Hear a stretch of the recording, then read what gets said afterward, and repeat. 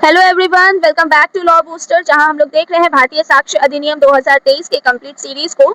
ये सीरीज आपके लिए इंपॉर्टेंट होने जा रहा है। चाहे आप कोई भी एग्जाम की तैयारी कर रहे हो, आप आराम से बीएसए को पढ़ सकते हैं। ठीक है, ऑलरेडी इसके 4 वीडियोस अपलोड हो चुके हैं चैनल पे। ये 5th वीडियो है, तो जिन्होंने उन वीडियोस को नहीं देखा है प्लीज जाके जरूर चेक कर लीजिए, एक बार देख लीजिए ताकि आपको सभी चीजें क्लियर हो जाए। वीडियो पसंद आता है तो please like, share and subscribe करना ना भूलें। Press the bell icon also and also join the Telegram group via link given in the description box, ताकि आपको पीडीएफ इसकी अवेलेबल हो सके। Okay, plus 5 minute MCQ session series भी शाम में चलता है। ठीक है, वीडियो इसकी अवेलेबल होती है, सो आप उसको भी जरूर देखिएगा। ऑलरेडी ग्रुप में भी अपलोडेड है, तो जिन्होंने नहीं देखा है प्लीज जाके जरूर चेक कर लें। बीएसए में हम लोग देख रहे हैं इंट्रोडक्शन, सेक्शंस, इलस्ट्रेशन और अदर पार्ट्स। तो इंट्रोडक्शन मैंने ऑलरेडी डील कर दिया है फर्स्ट पार्ट में। ठीक है, तो फर्स्ट पार्ट को आप जरूर देखिएगा। बाकी के सेक्शंस और इलस्ट्रेशंस हम लोग वीडियो में डील कर चुके हैं। आज की भी वीडियो में हम लोग ऐसा ही देखने वाले हैं। चलिए देखते हैं सेक्शन नंबर 13 को।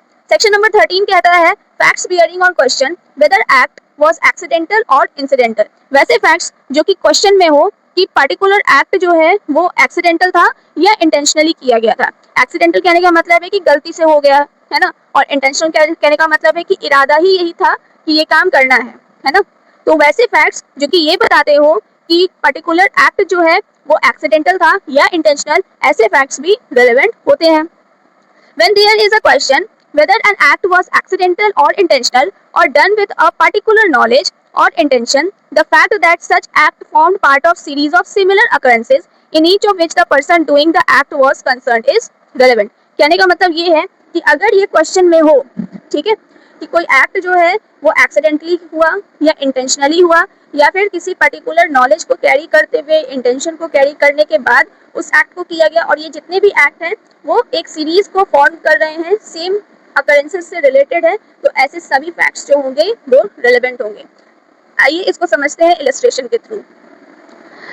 A is accused of burning down his house in order to obtain money for which it is insured। ए के ऊपर ये आरोप है कि उसने अपने घर को जलाने की कोशिश की ताकि उसको इंश्योरेंस के पैसे मिल सके। फैक्ट क्या है? The fact that A lived in several houses successively in each of which he insured, in each of which a fire occurred and after each of which fires A received payment from a different insurance company are relevant as tending to show that the fires were not accidental। ए क्या करता था? Fact क्या है यहाँ पर? ए जो है वो अलग अलग घर में जाके रहता था और उस घर में क्या होता था कि आग लग जाता था। ठीक है, एक बार आग लगता है तो समझ में आता है कि चलो गलती से लग गया होगा या कोई ऐसा काम हुआ होगा जिसके कारण आग जो है घर में लग गया। लेकिन ए जिस घर में रहता था उस घर में आग लग जाता था, और ए को पता था कि घर का इंश्योरेंस किया हुआ है।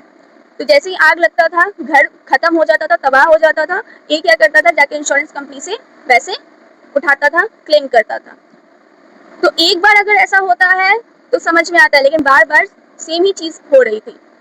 तो यहाँ पर ये दिखाता है कि ए का यहाँ पर इंटेंशन था कि वो इंश्योरेंस कंपनी से पैसे उठा सके, ले सके। ठीक है, तो वो क्या करता था कि जिस घर में रहता था उसी घर को आग लगा देता था ताकि ये दिखे कि घर जो है वो एक्सीडेंटली जल गया। लेकिन फैक्ट यहाँ पर जो दिखाते हैं वो कह रहे हैं कि नहीं, ये एक्सीडेंटल नहीं था। ओके, एक और इलस्ट्रेशन देखते हैं। A is accused of fraudulently delivering to B a counterfeit currency। A क्या करता है? ए के ऊपर आरोप है कि उसने जानबूझकर बी को जाली नोट दिए हैं।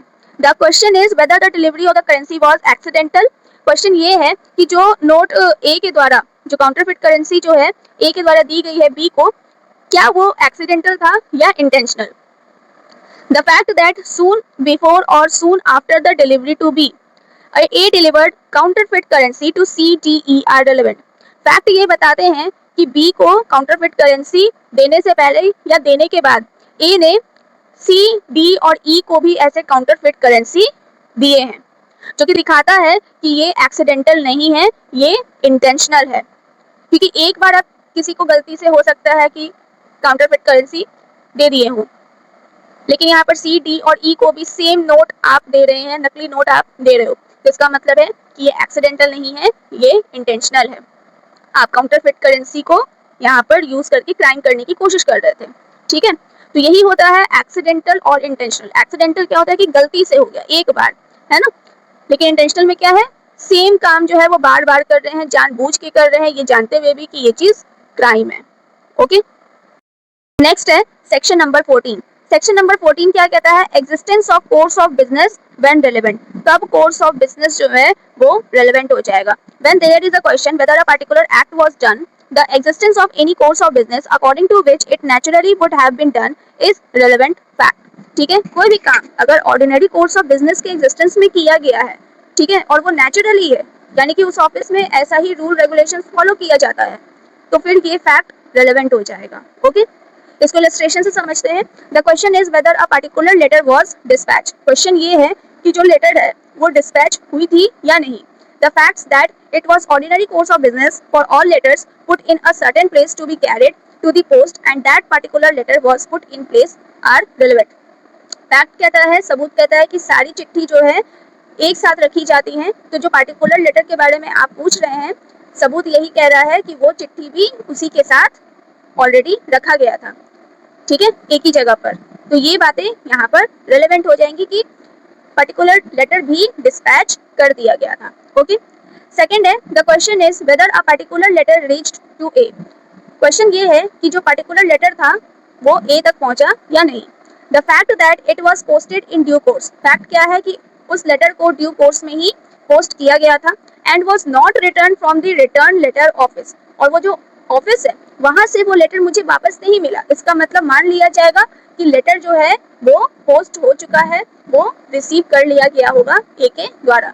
तो कोर्ट यहाँ पर इसी चीज को मानेगी कि ए को लेटर मिल चुका है। बेसिकली ये यूज होता है कॉन्ट्रैक्ट के केस में, ठीक है।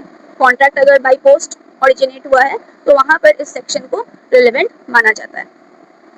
सो देखते हैं अब नेक्स्ट सेक्शन को।